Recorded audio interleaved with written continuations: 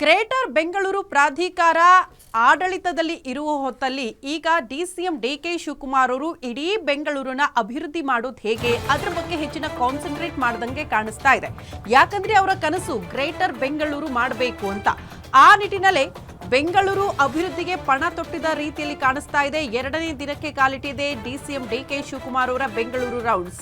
ಮತ್ತಿಕೆರೆಯ JP ಪಾರ್ಕ್ಗೆ DCM DK Shivakumar ಅವರು ಬರಲಿದ್ದಾರೆ. ಡಿಸಿಎಂ ಡಿಕೆ ಶಿವಕುಮಾರ್ ಅವರ ಸ್ವಾಗತ ಕೋರಿದ್ದಾರಂತೆ ಆಲ್ರೆಡಿ ಕಾರ್ಯಕರ್ತರು.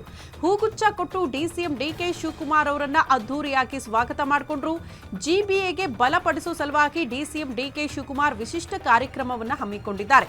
ಬೆಂಗಳೂರಿನಲ್ಲಿ 5 ದಿನಗಳ ಕಾಲ ಬೆಂಗಳೂರಿನ ನಡಿಗೆ ಬೆಂಗಳೂರು ಉತ್ತರ ಪಾಲಿಕೆ ಜೆಪಿ ಪಾರ್ಕ್ನಲ್ಲಿ ಇವತ್ತು ಜನರ ಜೊತೆಗೆ ಸಂವಾದ ಇರುತ್ತೆ. ಬೆಂಗಳೂರು ಉತ್ತರ ಪಾಲಿಕೆ ಜೆಪಿ ಪಾರ್ಕ್ನಲ್ಲಿ ಇವತ್ತು ಜನರ ಜೊತೆಗೆ ಸಂವಾದವನ್ನ ನಡೆಸುತ್ತಿದ್ದಾರೆ.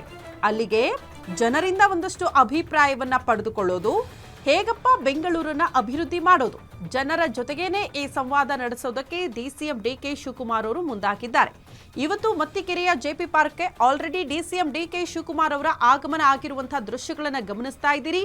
ಅಲ್ಲಿನ ಕಾರ್ಯಕರ್ತರು ಜೊತೆಗೆ ಆ ಭಾಗದ ಜನ ಡಿಸಿಎಂ ಡಿಕೆ ಶಿವಕುಮಾರ್ ಅವರನ್ನ ಹೂಗುಚ್ಚ ಕೊಡೋ ಮೂಲಕ, ಆ ಭಾಗದ ಕಾರ್ಯಕರ್ತರು ಹೂಗುಚ್ಚ ಕೊಡೋ ಮೂಲಕ ಅವ್ರನ್ನ ಬರ್ಮಾಡ್ಕೊಂಡಿರುವಂತಹ ದೃಶ್ಯವನ್ನ ಕೂಡ ನೋಡ್ತಾ ಇದ್ದೀರಿ. ಡಿಸಿಎಂ ಡಿಕೆ ಶಿವಕುಮಾರ್ ಅವರ ಕನಸು ಗ್ರೇಟರ್ ಬೆಂಗಳೂರು. ಹಾಗಾಗಿ ಬೆಂಗಳೂರನ್ನ ಹೇಗೆ ಅಭಿವೃದ್ಧಿ ಮಾಡೋದು, ಯಾವೆಲ್ಲ ವಿಚಾರಗಳು ಮುನ್ನೆಲೆಗೆ ಬರ್ತಾ ಇದೆ ಅದನ್ನ ಜನರಿಂದಲೇ ಸಂಗ್ರಹ ಮಾಡೋದಕ್ಕೆ ಹೋಗ್ತಿದ್ದಾರೆ, ಜನರ ಜೊತೆಗೆ ಸಂವಾದ ಮಾಡೋ ಮೂಲಕ. ಇವತ್ತು ಮತ್ತಿಕೆರೆಯ ಜೆಪಿ ಪಾರ್ಕ್ನಲ್ಲೂ ಕೂಡ ಜನರ ಜೊತೆಗೆ ಮಾತನಾಡಲಿದ್ದಾರೆ.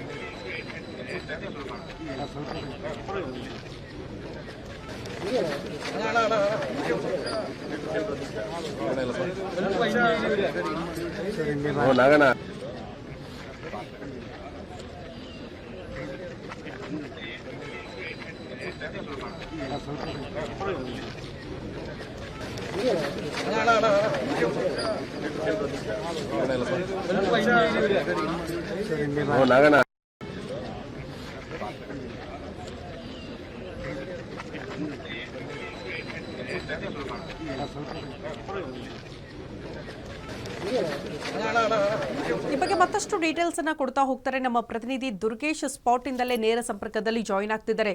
ದುರ್ಗೇಶ್, ಮೋಸ್ಟ್ಲಿ ಜನ ಇದನ್ನ ಬಯಸ್ತಾ ಇದ್ರು ಅಂತ, ಬೆಂಗಳೂರಿನ ಅಭಿವೃದ್ಧಿ ಹೇಗೆ ಮಾಡಬೇಕು ಅಂತ ಜನಸಾಮಾನ್ಯರ ಚರ್ಚೆ ಮಾಡ್ತಿದ್ದಾರೆ. ಈ ಹೊತ್ತಲ್ಲಿ ಡಿಸಿಎಂ ಡಿಕೆ ಶಿವಕುಮಾರ್ ಅವರು ಜನರ ಬಳಿಗೆ ಹೋಗಿ ಅವರ ಅಭಿಪ್ರಾಯ ಸಂಗ್ರಹ ಮಾಡೋದು ಮೋಸ್ಟ್ಲಿ ಇದು ಮಹತ್ವದ ಹೆಜ್ಜೆ ಅಂತ ಅನ್ಸುತ್ತೆ. ಹೆಂಗಿದೆ ಜನರ ರಿಯಾಕ್ಷನ್?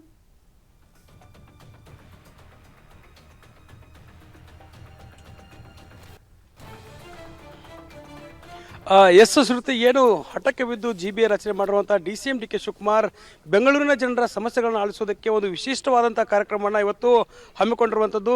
5 ದಿನಗಳ ಕಾಲ, ಅಂದರೆ ಏನು 5 ಉತ್ತರ ಪಾಲಿಕೆಗಳನ್ನು ಮಾಡಿದ್ದಾರೆ.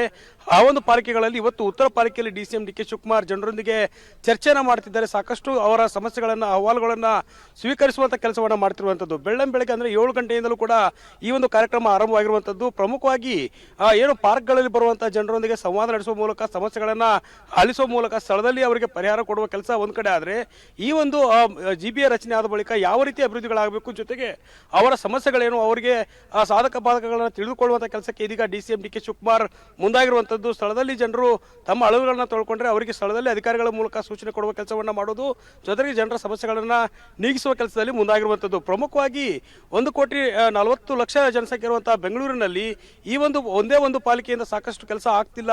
ಒಬ್ಬ ಒಬ್ಬರು BBMP ಅಧಿಕಾರಿಗಳಿಂದ ಆ ಕೆಲಸಗಳನ್ನ ಆಗ್ತಿಲ್ಲ ಅನ್ನೋ ನಿಟ್ಟಿನಲ್ಲಿ ಈಗ ಅಭಿವೃದ್ಧಿ ಆಗಬೇಕು ಅನ್ನೋ ನಿಟ್ಟಿನಲ್ಲಿ ಒಂದು ವಿಕೇಂದ್ರೀಕರಣ ಮಾಡುವ ಮೂಲಕ ಏನು ಈ ಒಂದು ವಿಶಿಷ್ಟವಾದ GBA ರಚನೆ ಮಾಡಿರುವಂಥದ್ದು. ಜೊತೆಗೆ GBAಗಳು ಹೇಗೆ ನಿರ್ವಹಿಸಬೇಕನ್ನುವ ನಿಟ್ಟಿನಲ್ಲೂ ಕೂಡ ಇವತ್ತು ಜನರ ಸಮಸ್ಯೆಗಳ ಬಗ್ಗೆ ಜನರಿಂದಲೇ ಒಂದಿಷ್ಟು ಏನು ಸಲಹೆಗಳನ್ನು ಕೂಡ ಪಡೆದಿರುವಂಥದ್ದು. ಪಾರ್ಕ್ನಲ್ಲಿ ನಡೆದಾಡುವಂಥ ನಾಗರಿಕರ ಜೊತೆಗೆ ನೇರವಾಗಿ ಸಂಪರ್ಕ ಮಾಡುವ ಮೂಲಕ ಅವರ ಸಮಸ್ಯೆಗಳನ್ನು ನೀಗಿಸುವ ಕೆಲಸಕ್ಕೆ DCM DK ಶಿವಕುಮಾರ್ ಮುಂದಾಗಿದ್ದಾರೆ. ಪ್ರಮುಖವಾಗಿ ಇವತ್ತು 2ನೇ ದಿನ ಇವತ್ತು ಉತ್ತರ ಪಾಲಿಕೆಯಲ್ಲಿ ಈ ಒಂದು ಕಾರ್ಯಕ್ರಮ ನಡೀತಿರುವಂಥದ್ದು. ಈಗಾಗಲೇ 7:30 ಕೂಡ ಈ ಒಂದು ಪಾರ್ಕ್ನಲ್ಲಿ DCM DK ಶಿವಕುಮಾರ್ ಪ್ರದಕ್ಷಿಣೆ ಹಾಕಿದ್ರು, ನಡಿಗೆಯನ್ನು ಮಾಡುವ ಮೂಲಕ ಇಲ್ಲಿ ಓಡಾಡುವಂಥ ನಾಗರಿಕರ ಸಮಸ್ಯೆಗಳನ್ನು ಆಲಿಸಿ ಸ್ಥಳದಲ್ಲಿ ಪರಿಹಾರ ನೀಡುವ ಕೆಲಸವನ್ನು ಮಾಡಿರುವಂಥದ್ದು. ಜೊತೆಗೆ ಆ ಮೊಬೈಲ್ ನಂಬರ್ಗಳನ್ನ ಸಂಗ್ರಹ ಮಾಡಿಕೊಂಡಿರುವಂಥದ್ದು. ಯಾಕಂದರೆ ಯಾವ ಸಮಸ್ಯೆಗಳನ್ನು ಹೇಳ್ತಾರೆ ಅವರಿಗೆ ನೇರವಾಗಿ ಸಂಪರ್ಕವನ್ನು ಮಾಡಿ ಅವರ ಸಮಸ್ಯೆಗಳಿಗೆ ಪರಿಹಾರ ನೀಡುವಂಥ ಕೆಲಸ ಅದಕ್ಕೆ ಅಧಿಕಾರಿಗಳಿಗೆ ಸೂಚನೆಯನ್ನು ಕೊಟ್ಟಿರುವಂಥದ್ದು. ಜೊತೆಗೆ ಪಾರ್ಕ್ನಲ್ಲಿರುವಂಥ ಜನರಿಗೂ ಕೂಡ ಏನೆಲ್ಲ ಸಮಸ್ಯೆಗಳಾಗ್ತಾ ಇದೆ, ಇಲ್ಲಿ ಯಾವ ರೀತಿಯ ಸಮಸ್ಯೆಗಳಿದೆ ಅನ್ನೋದನ್ನು DCM DK ಶಿವಕುಮಾರ್ ಆಲಿಸುವಂಥದ್ದು. ಪ್ರಶಸ್ತಿ. ಓಕೆ ದುರ್ಗೇಶ್, ಧನ್ಯವಾದಗಳು ತಮ್ಮೆಲ್ಲ ಮಾಹಿತಿಗೆ.